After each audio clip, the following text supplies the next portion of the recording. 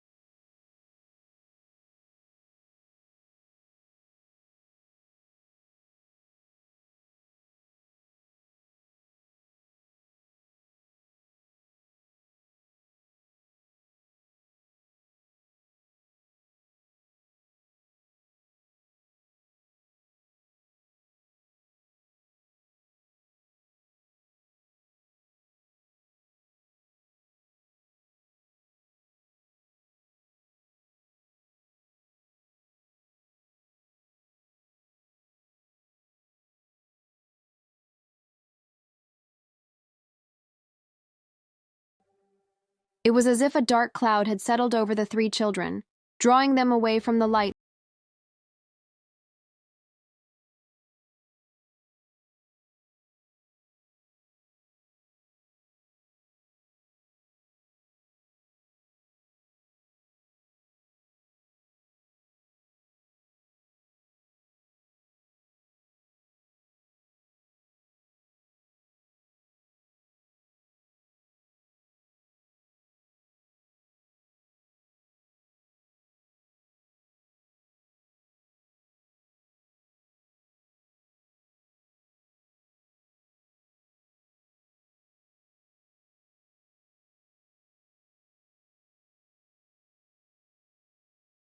Over time, Lola became more withdrawn, avoiding people and keeping her thoughts to herself. She cried silently at night, wondering why life had turned so difficult. Even though their mother sometimes visited, Dupe would twist the story, painting the children as lazy and wayward. "Madam, you're wasting resources," Dupe would say with false pity. "It's just that these children have changed." All those times their mother left in tears, heartbroken and confused. Chief was not at peace either. He noticed that joy had vanished from the home. Lola, meanwhile, continued to fight silently within herself. Her smiles disappeared, replaced by long hours of loneliness. But in a quiet moment, finding her sibling lost in the same sadness, she whispered the words they both needed to hear. "Don't worry. Leave that, move on." She didn't know that behind her sadness was a dark power renewed by the woman who secretly envied her. A woman who had forgotten that evil might work for a season, but it never wins forever. And though Lola didn't see it yet, a turning point was slowly approaching, one that would begin to expose every hidden work of darkness. Lola sat by her window one cool evening, staring into the fading light. The house was quiet, too quiet. Somewhere in the distance, she could hear her stepmother's laughter, so loud. It echoed in her heart like a reminder of everything she had lost. She thought of the past 1.5 years, the struggles, the failures, the endless pain. Her life had changed so much. She was no longer the bright, confident girl who once topped her class. Now she felt tired, broken, and unsure of herself. Tinu was drifting farther away, mixing with the wrong friends. Bio, though still young, was growing stubborn and restless. And their father, though loving, seemed not to be ready to do anything about the suffering that filled the home. For the first time, Lola realized that what was happening was beyond human strength. That night, after everyone had gone to bed, she knelt by her bedside and began to pray. Really praying, not just the quick whispers she used to say before sleeping. Tears rolled down her face as she poured out her heart to God. "Lord, I've tried everything," she whispered. "I don't know what else to do. Please have mercy on us. Deliver us from this evil. I don't know how you will do it, but one thing I know is, you are great and powerful, please help us. Don't let this darkness destroy us. She cried until she had no strength left, but that night, something shifted inside her. A small flame of hope was lit again. From that day, Lola made a decision to be close to God and hold tight unto Him alone.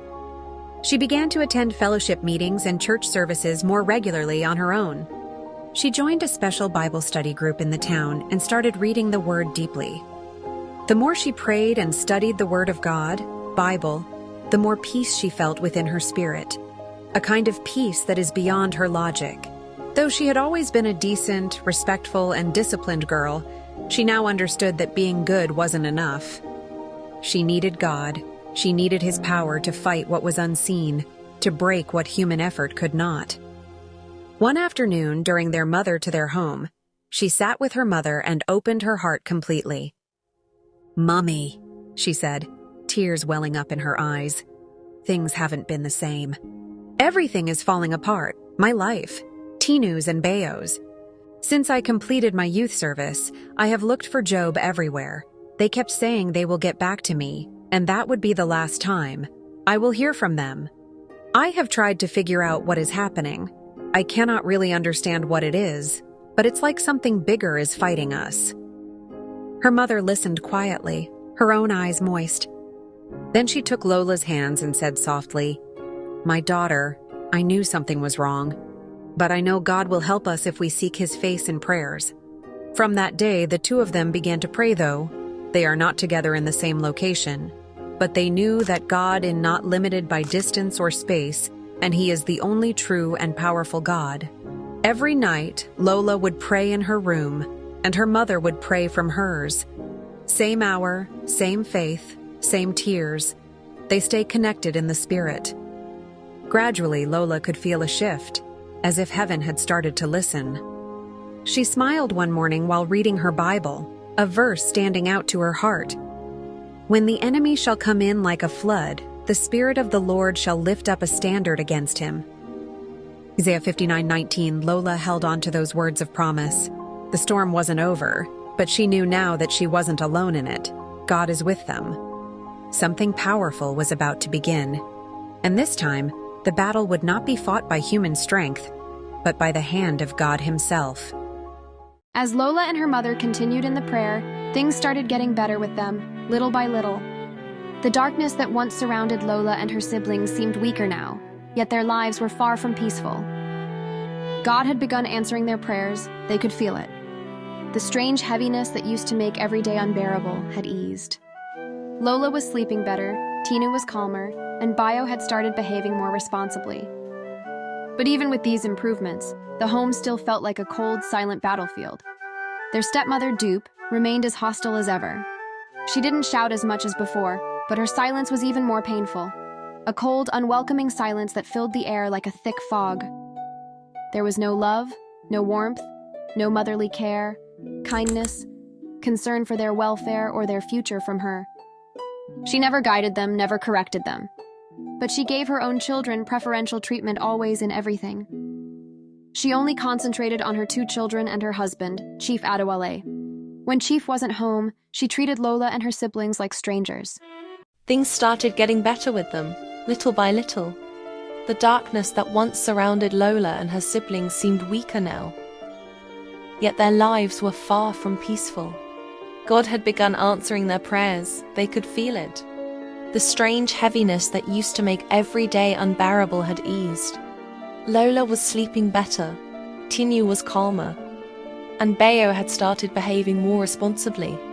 But even with these improvements, the home still felt like a cold, silent battlefield.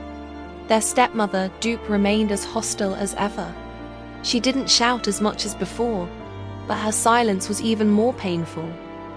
A cold, unwelcoming silence that filled the air like a thick fog. There was no love, no warmth, and certainly no motherly care. She never guided them, never corrected them. No display of love or show of kindness to them. Never showed the least concern about their welfare or even future. She cooked for her own children separately. And when Chief wasn't home, she treated Lola and her siblings like strangers. If Bayo made a mistake, she would scold him harshly or ignore him completely. When Tinu tried to help with chores, she would snap, "Leave it. You'll only scatter the place." And with Lola, she mostly kept her distance, speaking only when necessary, but always with a tone that reminded Lola she wasn't welcome. The house lacked peace. It lacked the gentle touch of a mother, the one thing that shapes a home. Chief Aidwell saw what was happening, but he didn't do much. He was torn between love and fear. Love for his children and fear of offending his wife. He often kept to himself, pretending not to notice the tension. Whenever the children came to greet him, he would smile faintly, pat their heads and say, "Be patient, my children. Everything will be fine." But deep down, the children knew things were not fine. The absence of true parenting weighed heavily on them. There was no guidance, no encouragement. She wasn't even helping in their training. Lola really missed her mother terribly, not just for her presence, but for the best warmth she once brought to their lives. Though her mother still called and prayed from afar, her absence in the home left a painful emptiness. Lola did her best to hold the family together. She prayed daily, studied hard, and encouraged her siblings to stay strong. But sometimes she would awake at night, staring at the ceiling, asking quietly, "Lord, why does it still hurt so much even after all the prayers?" She knew God was working, but she also knew that growing up without love was a wound that no one could see. And though her faith remained firm, she carried inside her a longing, a deep ache for a family filled with peace, joy, and togetherness. She didn't know when or how, but she believed that one day, God would make everything right. Months rolled by, and time quietly changed everything. Lola was no longer the timid girl she once was. She had grown into a young woman, focused, mature, and graceful. Through all the storms, she had held on to God and her dreams. After months of perseverance, prayers, sleepless nights, and countless tears, she finally got a job in a multinational organization, and life seemed better and future brighter now. So she thought. Tinu, her immediate younger sister, had just finished writing her WAEC examinations, and the whole family waited anxiously for her result. When it finally came out, she passed very well. Her grades were good enough for university admission. Lola was so proud of her sister. She hugged her tightly and said with a bright smile, "Tinu, you did so well. I'm sure Mum will be so proud when she hears." But before Tinu could even dream of which university to choose, their stepmother, Jupe, had already made up her mind. One quiet evening, while the family was gathered in the sitting room, Jupe spoke up. Her voice carried that usual tone of authority that made everyone uneasy. "Chief," she said, turning to Lola's father, "I think it's better for this girl to go and learn a skill. These days, acquiring skills are better than going to school. Not everyone needs university." Chief looked up from where he sat, hesitated a little, then nodded slowly. "You may be right," he said weakly, avoiding Lola's questioning eyes. Said, "So what do you now suggest?" Dupe said, "Maybe we should let her learn tailoring or catering. Education is costly these days." Tanu's face fell instantly. She stared at her father in disbelief, tears gathering in her eyes. "But, Daddy," she whispered, "I want to go to school like Sister Lola." Dupe frowned sharply. "You better listen to your father. People are wasting money on university and still end up at home jobless. Even your sister, you know how much time she wasted before she got this her job recently. You better listen now, so as not to waste your precious time. Like her saying you are going to university," she continued. She said, "Chief, let her go and learn something useful." Lola's heart sank. She wanted to speak up, to tell her father not to listen to Dupe. But she knew it would only cause more trouble. She had learned over the years that speaking out often would only lead to harsh words and punishment. So, she sat there quietly, her heart burning inside her chest. That night, she knelt beside her bed and prayed silently. Lord, please don't let Tinu's dream die like this. Please fight for her. We've suffered enough. But a few days later, her organization needed her to go for a training outside their town. She had to travel. When the vehicle to pick her arrived the next day, with tears in her eyes, she hugged Tinu tightly before getting into the car and said, "Don't give up, Tinu," she whispered. "God can still make a way." Tinu nodded weakly, though her heart was heavy. Soon after Lola's departure, Dupe wasted no time. She registered Tinu in a sewing shop near their area. The young girl had no choice but to obey, even though her heart longed for more. Weeks turned into months, and Tinu tried to adapt, but the sewing work never brought her joy and peace. She felt so unfulfilled, so unhappy and restless. Her heart burned with the desire to do something greater, to continue her education and become someone of value.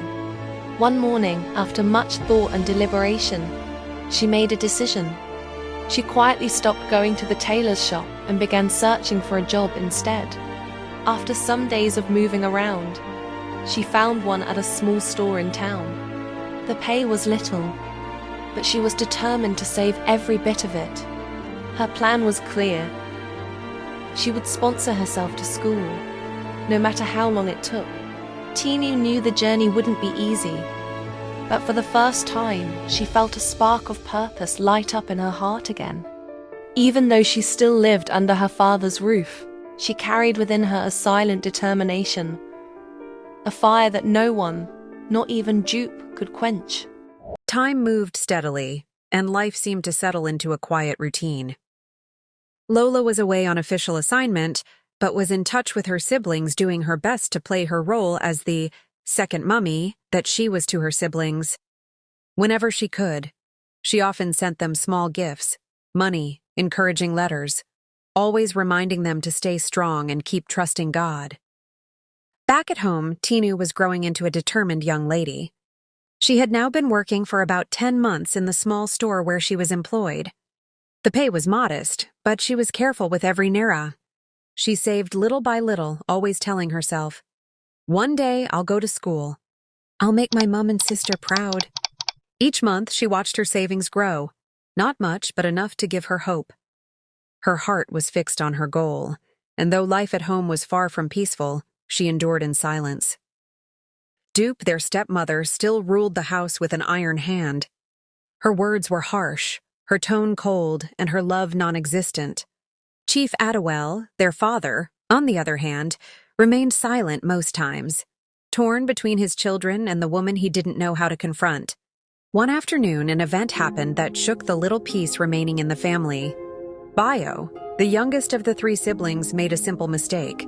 Something small, something every child his age could have done. He was just 15 years, few months, full of energy and curiosity, but also still learning. He had mistakenly broken a small decorative bowl that belonged to Dupe. Instead of correcting him gently, she erupted in rage. "You, this useless boy, you will never amount to anything. Get out of my house before I lose my temper," she screamed, her voice echoing through the compound. Bayo froze, trembling. Tears filled his eyes as he tried to apologize. "I'm sorry, Ma. I didn't mean to." But before he could finish, she raised her hand threateningly and shouted again, "Get out! Go to wherever your mother is. You're just like her." Chief was in the sitting room. When he noticed commotion coming from the corridor, he stood to go see what was happening. And when he saw what was happening, he joined in reprimanding Bayo and tried to pacify the wife, but she kept shouting furiously. He left them to go back to living room. Dupe picked an item to lurk it at Bayo, and Bayo fled.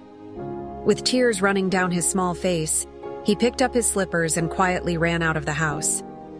Tinu, who returned from work later that evening, was devastated when she heard what had happened.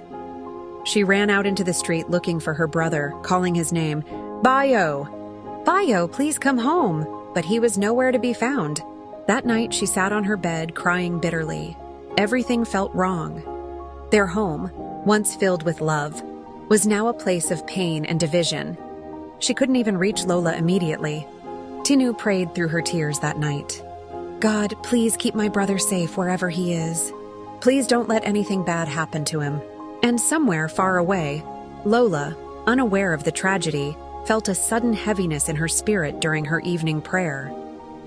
She didn't understand why, but she prayed earnestly for her family, in understanding and in the spirit, her spirit so heavy. Something deep within her whispered that home was not at peace. The night air was cold and lonely. Bayo wandered aimlessly through the quiet streets, tears streaking down his dusty face. The streetlights flickered weakly, and the sounds of crickets filled the darkness. He had no idea where he was going. All he knew was that he couldn't go back home. His small feet ached as he walked barefoot on the rough pavement. His stomach rumbled, and his eyes were swollen from crying. He kept whispering to himself, "Why did Daddy keep quiet? Why didn't he stop her? I wish the bowl never got broken. It was a mistake on my part. Maybe I should have been more careful. Maybe I should have held it tighter." The more he soliloquized, the more he wept. Every few minutes, he wiped his nose with the back of his hand and looked around nervously. The streets were mostly empty, except for the occasional sound of a passing vehicle. Hours passed. The night deepened. Then, as he turned a corner near an old shop, a car slowed down beside him. The headlights flashed briefly, and the window rolled down. A man's calm but concerned voice called out, "Young boy, what are you doing out here this late? It's almost midnight." Startled, Bayo froze and took a step back, unsure whether to run or stay. The man stepped out of the car. He was middle-aged, neatly dressed, and had kind eyes.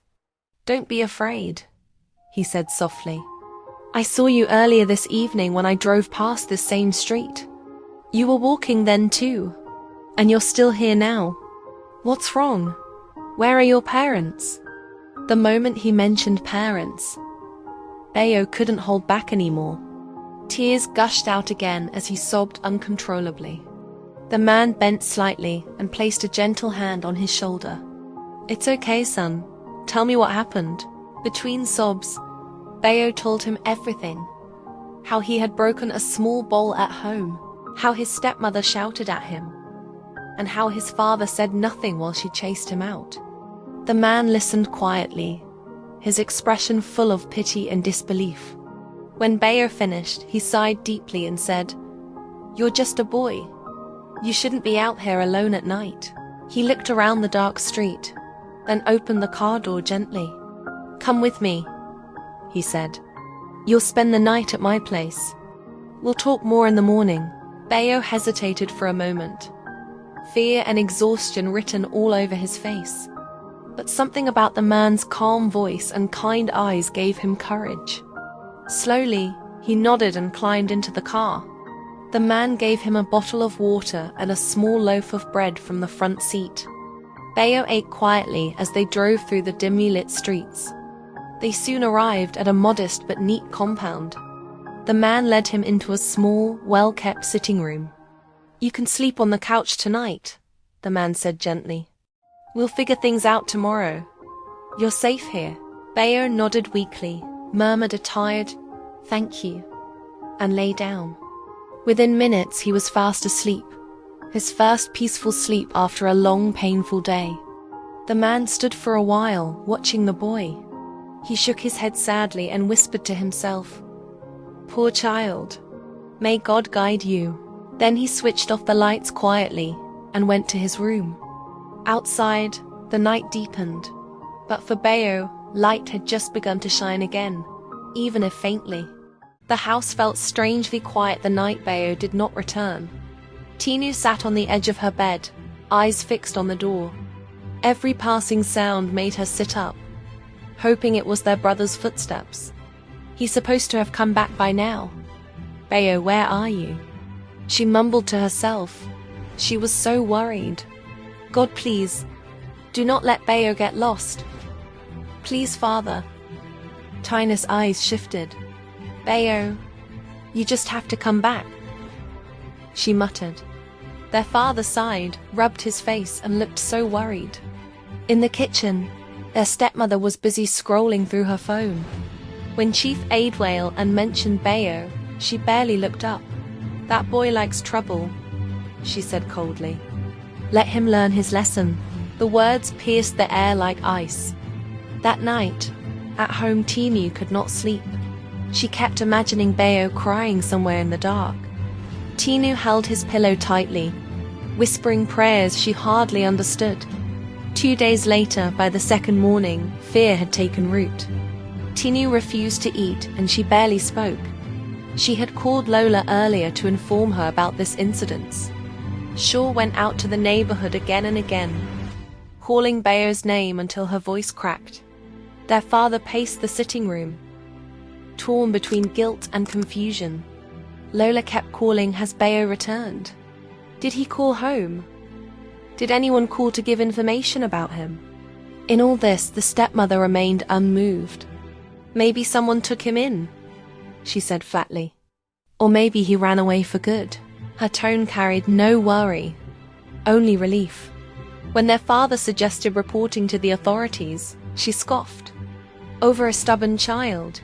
You want to disgrace this family? Her words silenced him again. Far away, Bayo's biological mother felt it. That night, she woke suddenly from sleep, her heart pounding. A deep, unexplained ache pressed against her chest. She knelt beside her bed and whispered through tears, God, please protect my children, Lola, Tinu, and Bayo. I cover them with the blood of Jesus in the name of Jesus Christ. She stayed awake for a long time. By the second day, the feeling grew heavier. She called Lola's daddy to check on the children. Something happened. Bayo is not at home, he admitted. Her knees went weak. What do you mean not at home? She cried. Since when? Silence answered her. Her heart screamed what her ears feared to hear. She quickly put on her clothes and rushed to their house. The house remained standing, but something precious was missing. And though some hearts were breaking, others remained unmoved. What a contrast.